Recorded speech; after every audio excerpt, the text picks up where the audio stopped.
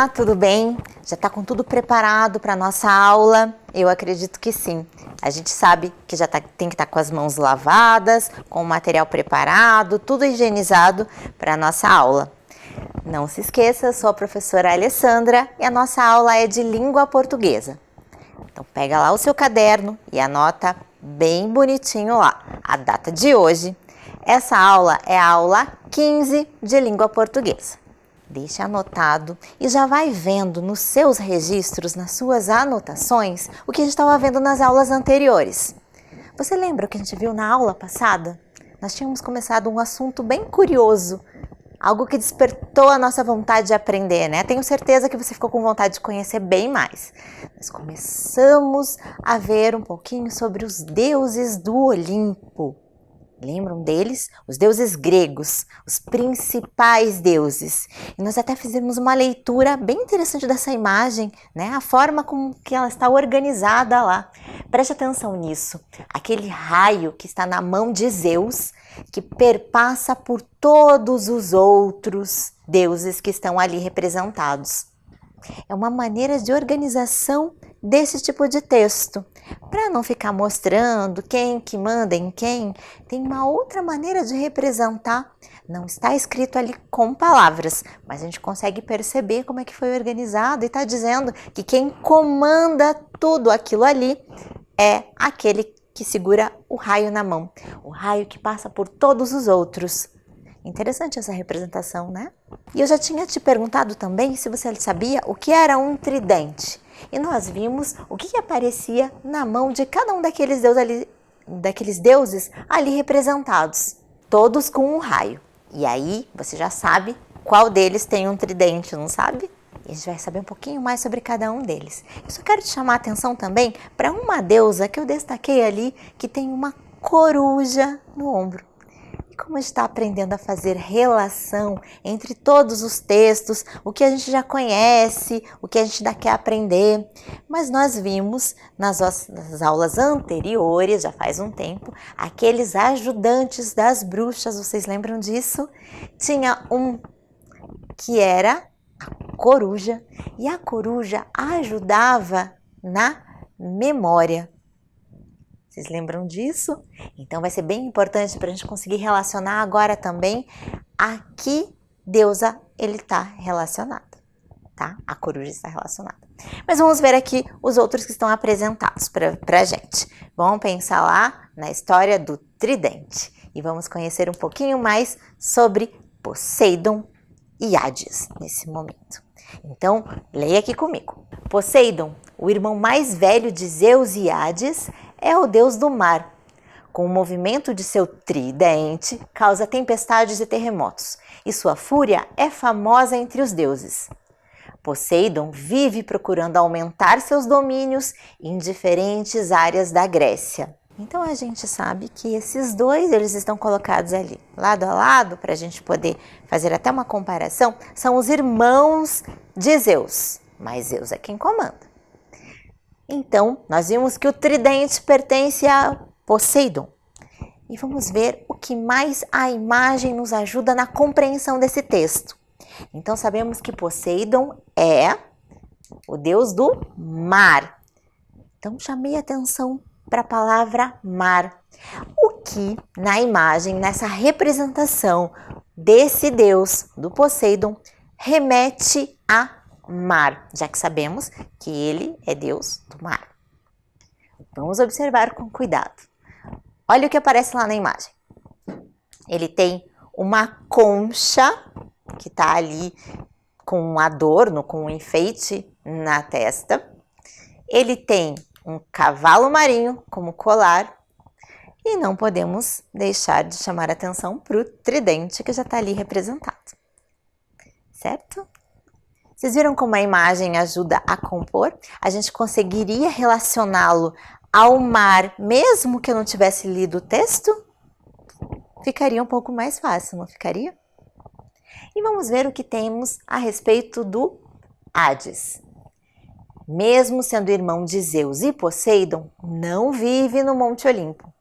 Hades, como deus dos mortos, domina seu próprio território. apesar de passar uma imagem ruim por sua função, não é um Deus associado ao mal. Então a gente sabe que esse Deus não é do Olimpo, ele não habita lá, mas é um dos deuses gregos e é bem importante também, é irmão de Zeus e de Poseidon. Agora vamos olhar com mais cuidado um pouquinho este texto. Vamos pensar nessa construção e tem um sinal gráfico ali que me chama bastante atenção. Quero que você perceba esse trechinho. Leia ali comigo. Apesar de passar uma imagem ruim por sua função, não é um Deus associado ao mal. E aí eu te pergunto, por que a palavra função está escrita entre aspas? Você consegue fazer essa relação do uso das aspas nesse caso? Vamos pensar. Está dizendo ali, apesar de sua função, não é associado ao mal. E qual seria essa função, então, do Hades? Ele é um deus de que território? E isso é realmente uma função ou é um modo de dizer? Quero que você preste bastante atenção para o uso das aspas nesse caso. Ele está destacando esse termo para que a gente pense melhor sobre ele, para que a gente entenda que a palavra função está ali sendo usada e está sendo destacada para que a gente pense nessa relação.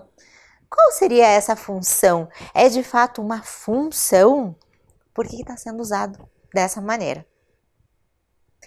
Tá vendo como a gente consegue ser leitor cada vez mais atento quando a gente presta atenção a todos os sinais, a tudo que o texto nos diz, fazendo todas as leituras possíveis, se aprofundando para as camadas do texto, aprendendo um pouquinho mais, sendo mais atento.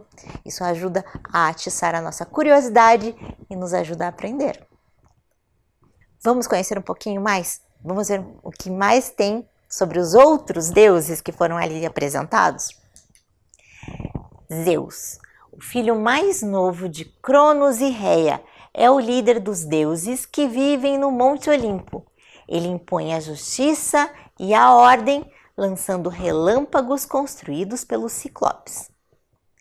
E Hera, terceira mulher de Zeus e rainha do Olimpo, Hera é a deusa do matrimônio e do parto. Para os gregos, Hera e Zeus simbolizam a união homem e mulher. É essa representação, é o casal ali mais importante do Monte Olimpo. Dentre os deuses, eles têm esse destaque. Zeus, então, tem os 2 irmãos, mas é ele quem comanda. E eu quero que a gente olhe para esse texto na descrição do Zeus, para a gente ver o que traz essa ideia de comando todo dele, já que a gente sabe que é ele quem está segurando aquele raio na mão que passa por todo mundo. Então vamos observar aquelas palavras bem importantes que me ajudam a identificar o que é de ideia central no texto. Vamos ver lá? Líder. Essa é a palavra que se destaca, ele lidera os deuses. E o que mais está relacionado com essa liderança? O que ele faz com isso? Justiça e ordem. Então, é essa a ideia mesmo. Ele vai controlar todo aquele reino, todo aquele Monte Olimpo onde vivem os deuses. Então, ele impõe a ordem, por isso ele segura o raio, ele controla. Legal, né? Fazer essa leitura, a gente conseguir entender um pouquinho melhor, mais ainda do que o texto já está dizendo para a gente de forma explícita. A gente vai se aprofundando na leitura e entendendo melhor. Vamos ver outros deuses que aparecem ali também. Temos a Afrodite. O nome da deusa do amor significa nascida da espuma, porque diziam que ela havia surgido do mar. Afrodite é a mais bela das deusas. É esposa de Hefesto, que está logo ao lado. Hefesto, filho de Zeus e Hera, Hefesto nasceu tão fraco e feio que foi jogado pela mãe no oceano. Resgatado por ninfas, virou um famoso artesão. Impressionados com o talento dele, os deuses levaram Hefesto ao Olimpo e o nomearam deus do fogo e da forja. Eu quero chamar atenção para esse casal excepcional aqui. Esse casal tão diferente. A gente viu então que a Afrodite, ela tem um título. O que está caracterizando ela ali mais profundamente? É a deusa do amor, mas ela é a mais bela das deusas. Olha que interessante. Ali já está nos mostrando que ela é a mais bela das deusas e ela é casada com Hefesto, que do lado já aparece como fraco e feio. Que contraditório, né? Olha que interessante. O deus fraco e feio é casado com a mais bela das deusas, sendo que os deuses são todos muito bem dotados de beleza. A gente tem essa noção, ela é a mais bela, mas os deuses, homens, também são todos muito bonitos. Existe inclusive uma expressão que a gente usa que é, nossa, é um deus grego, para se referir a alguém muito bonito, não é? Por que esse daqui é feio? Justamente ele é casado com Afrodite.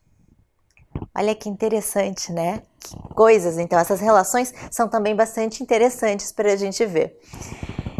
Além disso, como ele tinha sido jogado, porque um deus nasceu feio, realmente não era muito aceitável, e a mãe acabou jogando ele para não ser criado junto com os outros. E foi resgatado pelas ninfas que cuidaram dele e ele desenvolveu uma habilidade. Apesar de ser fraco, quando nasceu, ele desenvolveu muito bem uma habilidade. Esse deus, então, ele foi nomeado o deus do fogo e da forja. Você sabe o que é forja? É interessante para a gente conseguir ampliar a nossa compreensão do texto. A gente entender o que é forja. Vamos ver o que a imagem ali da representação do Hefesto nos ajuda a compreender. Olha lá. Ele tem um instrumento na mão, certo? Essa forja. O que seria isso então? Eu vou mostrar para você o que é uma forja. Então, agora com a relação entre as imagens e sabendo que ele era habilidoso com o fogo também, a gente sabe que é esse tipo de instrumento para fazer a construção de metais, para maleabilidade de metais, né? É parecido com um processo de metalurgia. Então, ele fabricava armas. Forjava, então ele conseguia manipular os metais e dar forma a eles. E isso, né, sendo habilidoso a partir do fogo e da forja, que era para poder modelar de fato. Inclusive é bem interessante saber que foi Hefesto quem fez o escudo de Aquiles, um poderoso guerreiro grego. Uma dica para você poder pesquisar em outro momento e saber um pouquinho mais sobre isso. Mas agora a gente já entendeu um pouquinho mais sobre esse Deus. E a gente pode ver os outros que estão ali apresentados para a gente. Temos Artemis e Apolo. Artemis é a irmã gêmea de Apolo, é a deusa da caça, representada por uma mulher com um arco. Contraditoriamente, também é a protetora dos animais. Artemis é uma deusa que fica furiosa quando se sente ameaçada. Apolo, o deus da luz, representada pelo sol, das artes, da medicina e da música, é filho de Zeus com uma titã, Leto. Na juventude era vingativo, mas depois se tornou um deus mais calmo, usando os poderes para cura, música e previsões do futuro. Olha que bacana, são irmãos gêmeos, né? E são bastante diferentes, ambos muito poderosos e cada um ali na sua especialidade. Por falar em especialidade, vamos ver o que o Apolo tem aqui na descrição dele, que a gente vai associar aos nossos conhecimentos desenvolvidos até agora, o que a gente está vendo nessa sequência de aulas. Com os olhos bem atentos, vamos para esse texto para a gente observar. Artes. Essa palavra eu destaquei porque ele é um deus das artes. Além das artes, é também da música. Aí eu te lanço uma pergunta.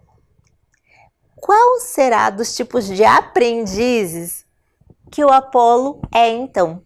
Ele era mais visual, mais auditivo ou mais sinestésico? Fica só uma dica, já que ele é um deus das artes e da música, a gente já consegue fazer algumas relações, a gente consegue perceber, não é? Tá vendo como os nossos conhecimentos vão se somando? A gente aprende sobre coisas diferentes e elas estão relacionadas. E isso vai fazendo da gente leitores muito melhores, já falei para você. Vamos pensar um pouquinho mais sobre a Ártemis e vamos olhar esse texto com mais cuidado. Olha lá. Vamos pensar um pouco sobre o texto. Leia ele comigo. Representada por uma mulher com um arco, contraditoriamente, também é a protetora dos animais.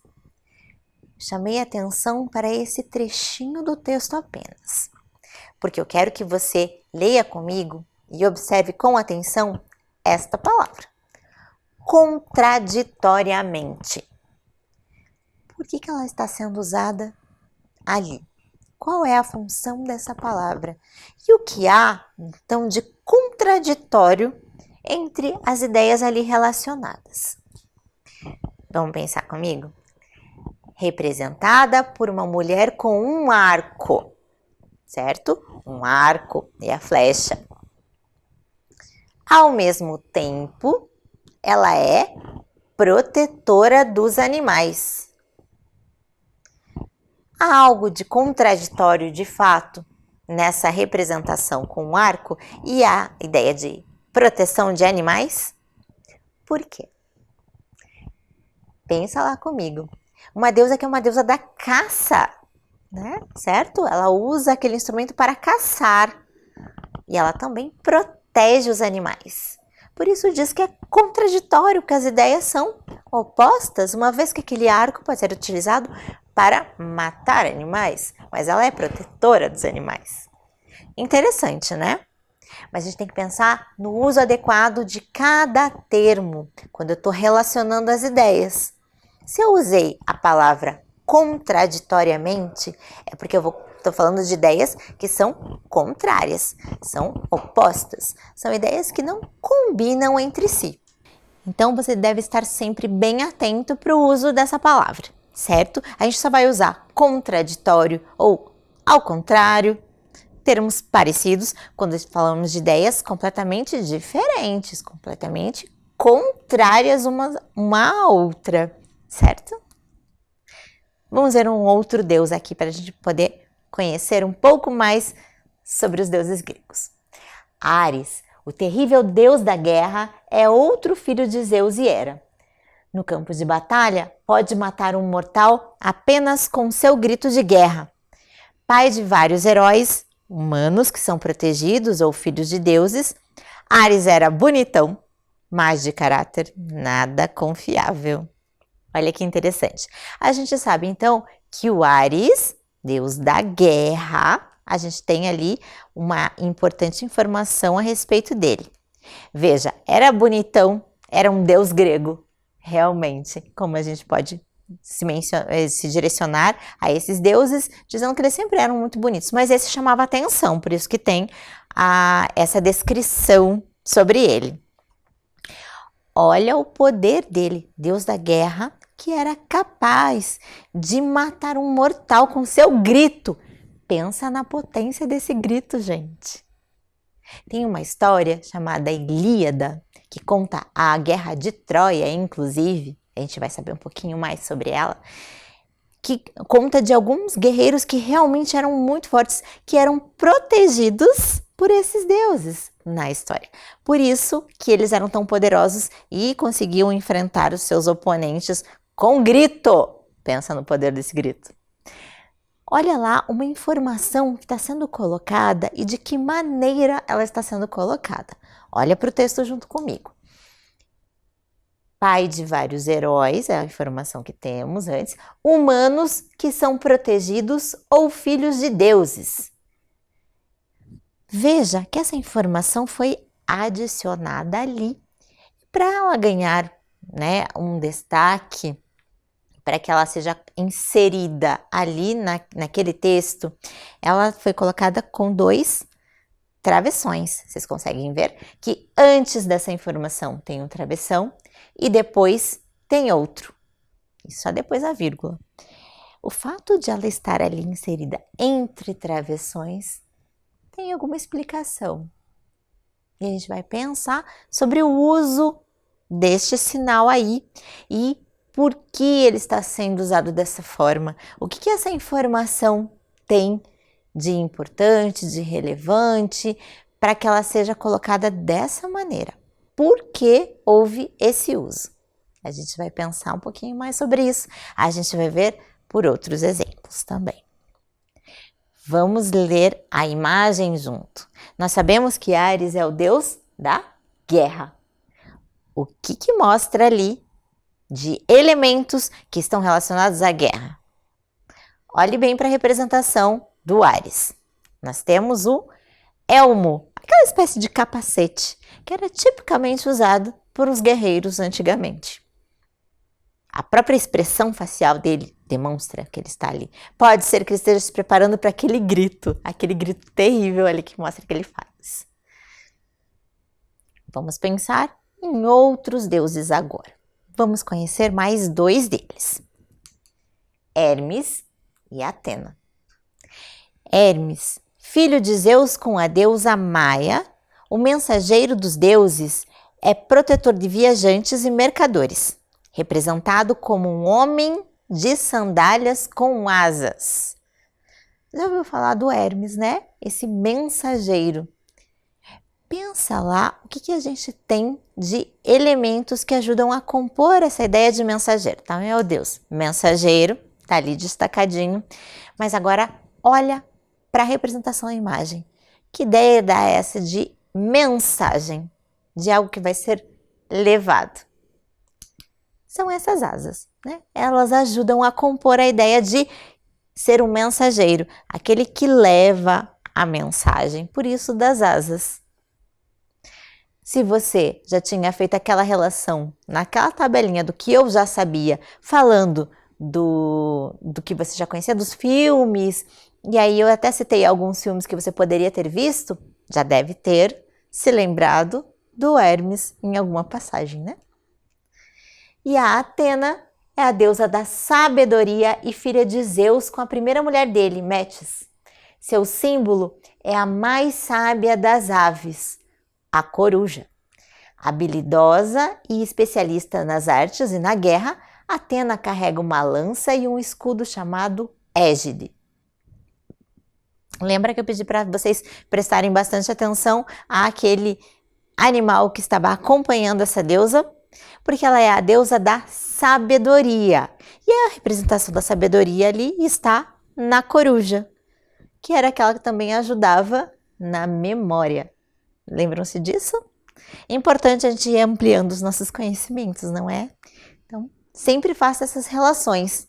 A gente, por mais que os textos sejam de temas diferentes, a gente consegue relacionar um com o outro porque eles têm algumas ideias que são parecidas. E a gente tem que aprender a fazer todo esse tipo de leitura. Eu vou te mostrar algumas curiosidades a respeito do Hermes. Olha lá. Você sabia? Uma força hermética é como se fosse guardada por Hermes, mensageiro dos deuses, que não podia entregar suas mensagens a quem não fosse o destinatário. Olha só, vamos pensar primeiro no que é isso. Tá mostrando pra gente uma força hermética. Você sabe o que é hermético? Vamos pensar lá nessa ideia de que uma força hermética é como se fosse guardada por Hermes. Então, a força guardada por Hermes, por isso o nome vem de Hermes, hermética. Conseguem perceber a semelhança? Vem de lá, vem de Hermes, então. E a gente sabe que ele é um mensageiro dos deuses e ele tinha que ter essa mensagem muito bem guardada, porque ele só poderia entregar para quem fosse o destinatário da mensagem. Não poderia soltar para ninguém antes, não poderia mostrar para ninguém antes. Então, tinha que ser muito bem guardada. Você já conseguiu definir aí na sua cabeça o que é hermético? Eu já vou te dizer. Mas antes, eu quero te chamar a atenção para um outro trecho desse mesmo texto, desse mesmo pedacinho de texto aqui, que é mensageiro dos deuses. Lembra que a gente já viu uma informação que eu destaquei num trechinho anterior, que estava separada por 2 travessões. Aqui eu destaquei uma outra passagem separada agora por vírgulas. Eu quero que você pense, será que tinha a mesma função? Vamos olhar aqui no texto. Mensageiro dos deuses. Quem é o mensageiro dos deuses? Olhando ali no texto, ali nesse pedacinho, a que parte, a que termo se refere? Mensageiro dos deuses. Quem é o mensageiro dos deuses ali nesse pedacinho? É Hermes, certo? Então, está escrito ali, foi guardada por Hermes. Vamos supor que você ainda não sabia quem era o Hermes. E aí o texto vai te dizer, é como se fosse guardada por Hermes. Aí vem a explicação, mensageiro dos deuses. E o texto continua, que não podia entregar suas mensagens e tudo mais. Vocês viram que foi uma informação que foi adicionada ali para explicar algo do texto? Essa informação é uma informação acessória. Lembra que eu já falei para você que existem algumas partes que são essenciais, outras que são acessórias nas informações, né? E aqui no texto, esse pedaço também é um pedaço acessório. Ele está ali, ele ajuda a compor e ele é bem importante. Mas eu posso tirá-lo dali e o texto continua tendo sentido. Vamos fazer um exercício? Vamos ler e ver se realmente fica assim? Uma força hermética é como se fosse guardada por Hermes, que não podia entregar suas mensagens a quem não fosse o destinatário. Dá certinho, não dá? Só que a gente colocou esse pedacinho, esse acessório ali, para explicar algo, para te dar uma informação adicional que é bem interessante para esse texto. A gente está explicando quem é o Hermes. Como é aquela informação acessória, como eu disse para você, a gente pode tirar dali, a gente pode colocar em outro pedaço do texto, ou a gente pode não colocar nesse caso, se a gente já soubesse quem é o Hermes e não precisasse dessa explicação, e aí ela tem um sinal para marcar essa função desse pedacinho do texto. É importante que tenha. Naquele caso anterior que a gente viu, eram 2 travessões. Aqui a gente está usando vírgulas. Uma vírgula antes e outra depois, para a gente conseguir colocar aquele acessório ali no lugar adequado. É uma explicação. Não esquece disso, tá? A gente vai ver em outros casos. Mas vamos saber o que é hermética, então, numa definição de dicionário. Completamente fechado, sem que possa haver penetração ou escapamento de ar, selado. Olha o exemplo. Conservava as verduras em recipientes herméticos, evitando a proliferação de bactérias. Então é muito bem fechado. E a ideia quase que de um segredo, que era das mensagens levadas por Hermes. Bom, a gente já pensou nessa ideia do uso deste termo explicativo que a gente pode colocar ali, e a gente usou um sinal de pontuação para marcar, porque ele é necessário, para a gente deixar bem definido. Agora vamos exercitar um pouquinho junto comigo? Eu vou dar alguns exemplos e a gente vai pensar se a gente precisa colocar uma pontuação para marcar algo parecido com esse caso aqui do mensageiro dos deuses. Vamos comigo. Poseidon, deus do mar, tinha tantos poderes quanto Zeus. Primeiro só essa, atenção para ela. Tem algum pedacinho ali que está dando uma explicação para algo que seja parecido com o caso anterior? Lá a gente tinha Hermes, mensageiro dos deuses, porque tinha uma explicação depois para quem era Hermes.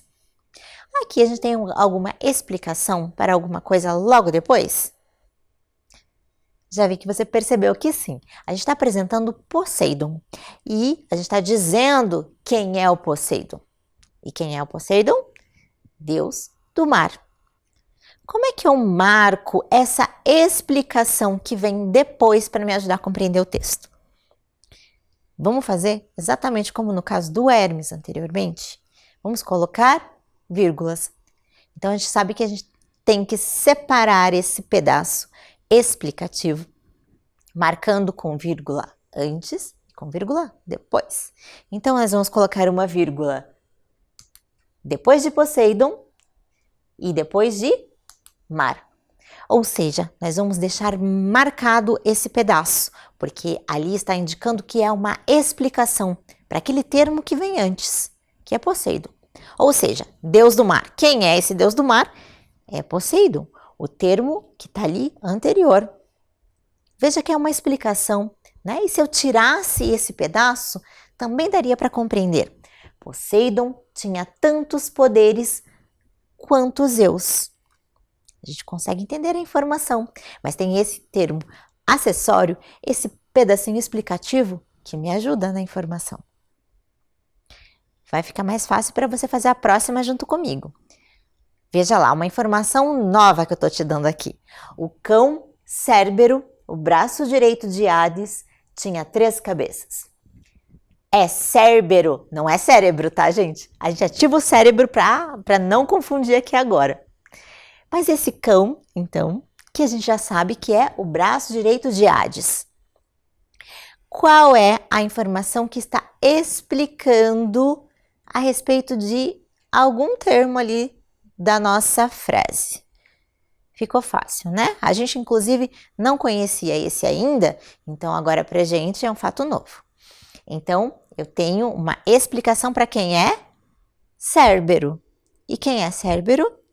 O braço direito de Hades.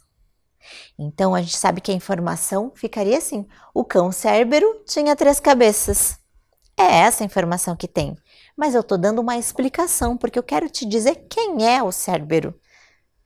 E eu estou explicando que ele é o braço direito de Hades. Então, eu vou marcar de que forma essa explicação que está sendo inserida no texto.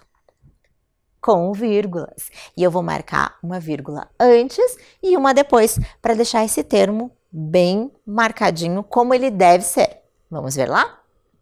O cão Cérbero, vírgula, o braço direito de Hades, vírgula, tinha 3 cabeças.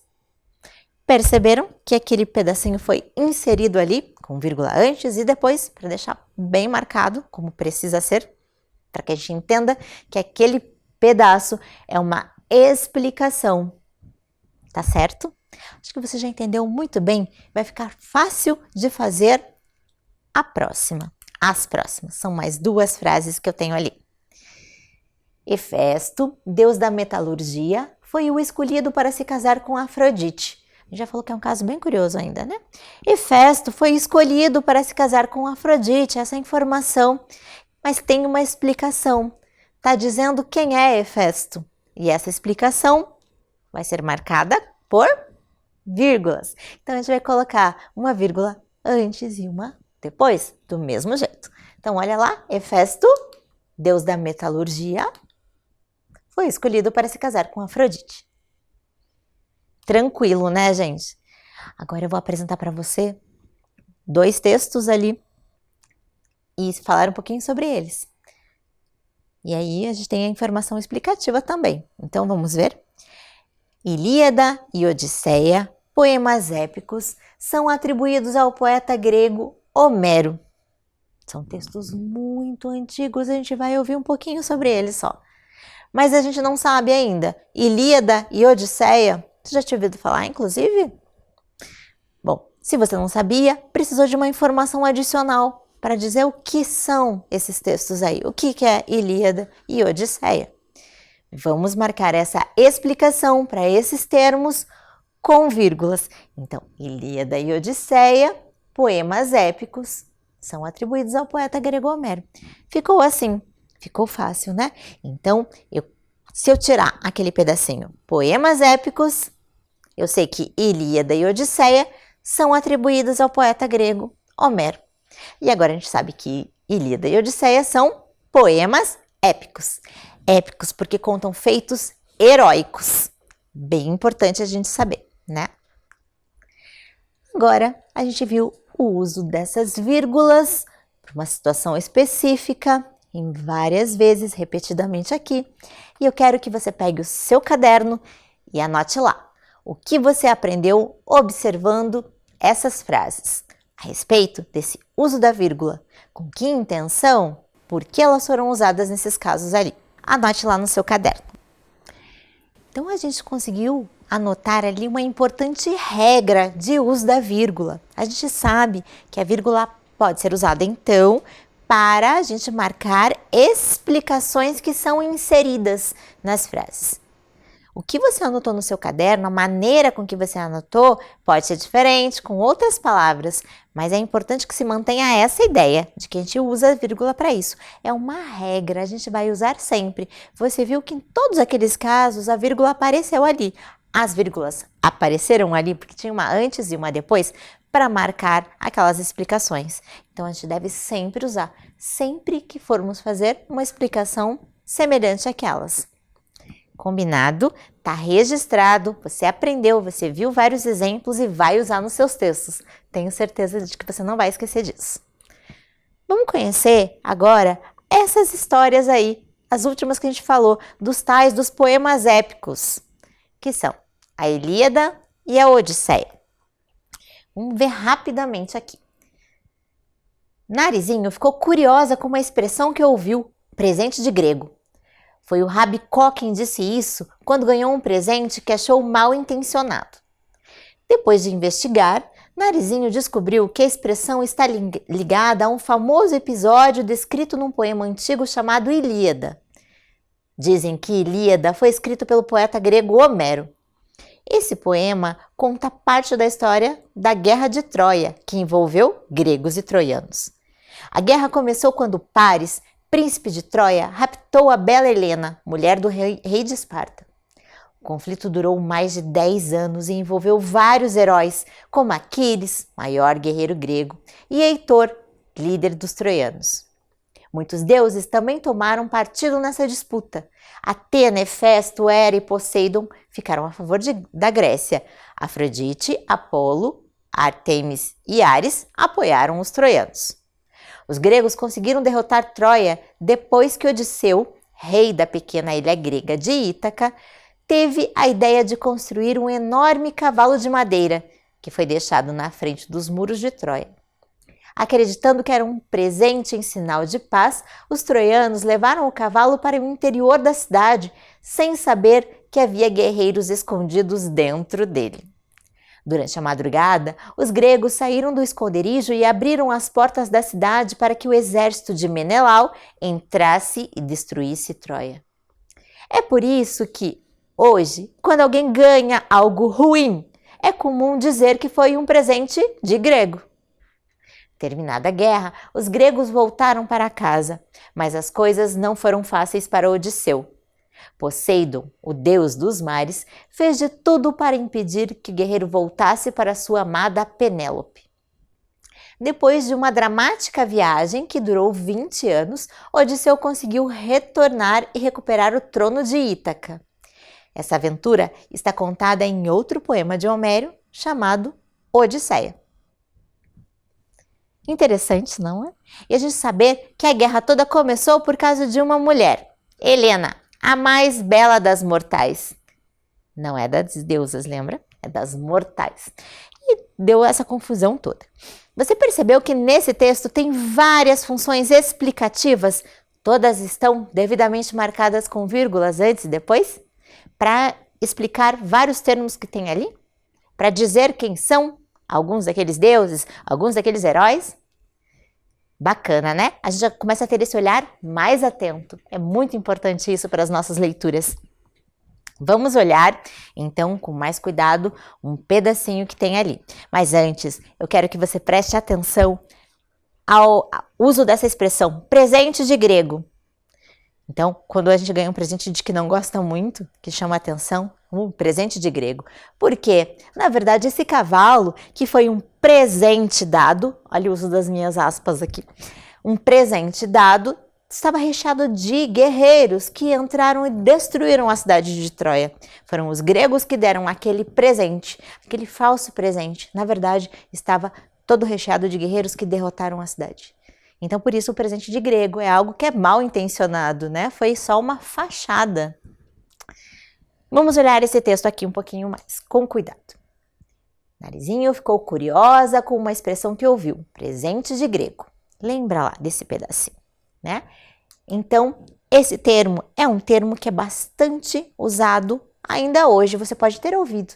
E ele tem origem lá nessa história, lá dos deuses, lá da mitologia, lá da Grécia. E a gente usa até hoje, né? Normalmente. Mal intencionado, o que eu já tinha explicado para você. Então, esse tipo de presente. Então, nossa, um presente de que eu não gostei, a gente usa, nossa, presente de grego esse. É um presente que a gente não gosta de ganhar, né? Vamos ver aqui um outro pedacinho. E agora a gente vai se atentar para a explicação que vem. A gente está falando ali de Aquiles, por exemplo, que Aquiles é maior guerreiro grego. Veja que para explicar quem era o Aquiles, a gente colocou uma explicação e essa explicação está marcadinha com as vírgulas. Mas depois a gente também está falando do Heitor, e o Heitor é o líder dos troianos. Não tem vírgula depois, porque a frase acabou ali, mas ainda é um termo explicativo, a gente ainda está dizendo. E olha lá, onde é que os deuses aparecem, gente? Eles se dividiram. Percebe que os deuses, eles ficaram a favor um pouco de um lado, um pouco de outro. Estão bem divididos ali, né? E a gente consegue saber que eles disputaram entre si, então. Os deuses estavam presentes nessas histórias também, porque eram histórias muito fascinantes. E aí, com a presença desses deuses, se tornava tudo muito mais interessante. Coisa que o cinema ainda faz hoje, que a literatura ainda faz hoje. Então, a gente já conhece um pouco mais. Mas vocês sabem que a mitologia grega tem outros seres fantásticos? Temos mais alguns. E você tem curiosidade em conhecer? A gente vai conhecer alguns deles. Você vai conferir, inclusive, se você já conhece, se você já viu nas histórias que você leu, ouviu ou nos filmes que você assistiu. Olha lá, tenho 3 para apresentar. As graças, as parcas e as musas. Veja, elas não são deusas, mas elas têm a sua relação. Nós vamos poder conhecer um pouquinho mais a respeito de cada uma delas. Então, a gente sabe que as graças são 3, eram filhas de Zeus, com Eurynome, uma ninfa do mar. Identificadas com a beleza, elas eram damas de companhia da deusa Afrodite. Tem tudo a ver, certo? Nós temos as parcas, que são filhas de Zeus e de Temis. Essas divindades também eram consideradas como moiras. Elas controlavam o destino das pessoas e por isso eram representadas como costureiras que ficavam fiando o fio da vida. Tem muito filme que se remete a elas, como aquelas que controlam o destino. E as musas? As 9 musas eram filhas de Zeus e Mnemosine, a memória. Elas cantavam e dançavam para os deuses do Olimpo. Seguidoras de Apolo receberam o título de deusas das artes. Entre as musas destacam-se Clio, musa da história, Calíope, musa da poesia épica, Euterpe, musa da música, Terpsícore, musa da dança, e Érato, musa da poesia lírica. Existem muitos outros seres fantásticos, outras criaturas mitológicas que você já deve conhecer, já deve ter visto em filmes e tudo mais. Pensa aí em quais outros você pode estar relacionando nesse momento. É importante fazer essa conexão de leitura. Mas na próxima aula a gente vai conhecer alguns deles. Não se esquece, gente, é muito importante. Fique em casa nesse momento. Abraços no ar e até a nossa próxima aula com muito mais curiosidade.